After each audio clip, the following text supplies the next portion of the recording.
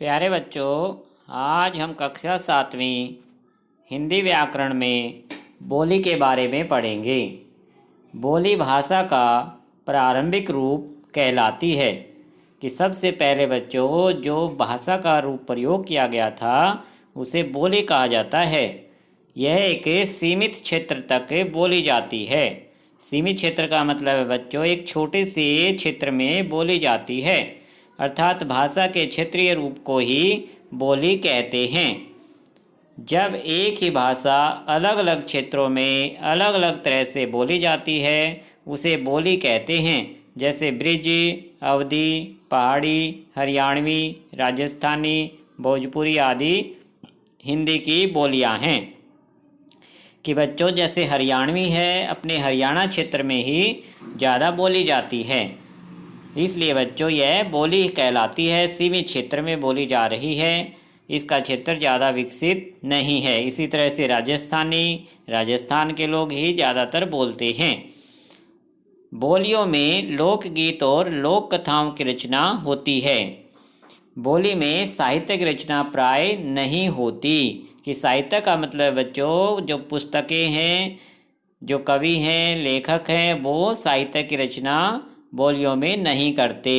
लेकिन बच्चों फिर भी कुछ बोलियां इसके विपरीत अपवाद कहलाती हैं, जो एग्जम्पशन होती हैं। जैसे अवधी, ब्रिज, खड़ी बोली आदि बोलियों में साहित्यिक रचना हुई थी, परंतु आगे चलकर केवल खड़ी बोली भाषा का रूप ले पाई, जो वर्तमान समय में हिंदी के नाम से जानी जाती है। कि कुछ कवियों ने बच्चों अवधी और ब्रिज बोली में भी अपने काव्य साहित्य की रचना की हुई है। लेकिन खड़ी बोली ही आगे जाकर ज़्यादा विकसित हुई और खड़ी बोली ने किसका रूप ले लिया? हिंदी का रूप ले लिया। इसके बाद है बच्चों लिपि।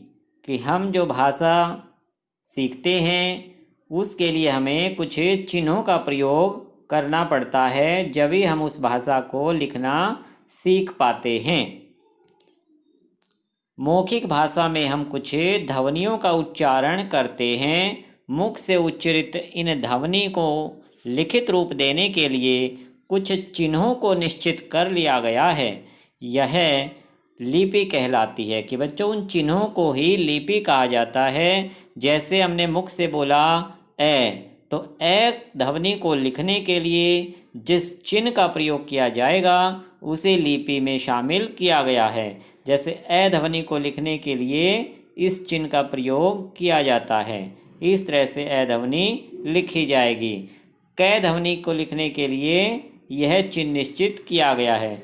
तो बच्चों इन चिन्हों को, जिनको वर्ण या अक्षर भी कहते हैं, यही हमारी हिंदी भाषा की लिपि है।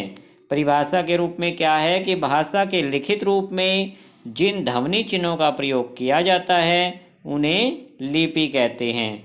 अब बच्चों सभी भाषाओं की अलग अलग लिपियां होती हैं।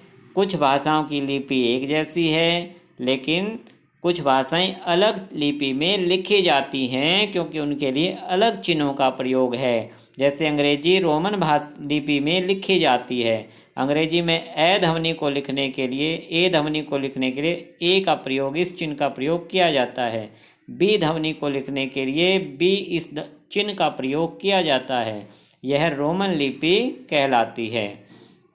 तो आपको इन सभी भाषाओं की लिपियों के नाम याद रखने हैं। कि हिंदी भाषा की लिपि देवनागरी है। इसी तरह से संस्कृत, मराठी, कोंकणी और नेपाली भी देवनागरी लिपि में लिखी जाती हैं। गुजराती भी देवनागरी लिपि में लिखी जाती है। लेकिन उर्दू बच्चों, उर्दू की जो चिन्ह हैं वो अलग हैं। आपने उर्दू भाषा का लिखित रूप देखा हो कभी कि उनके चिन्ह अलग हैं, उनको फ़ारसी नाम दिया गया है।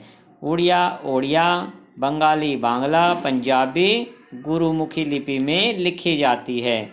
इस तरह से आपको सभी भाषाओं और उनकी लिपियों के नाम आज याद करने हैं। नेक्स्ट टाइम हम व्याकरण टॉपिक पर चर्चा करेंगे।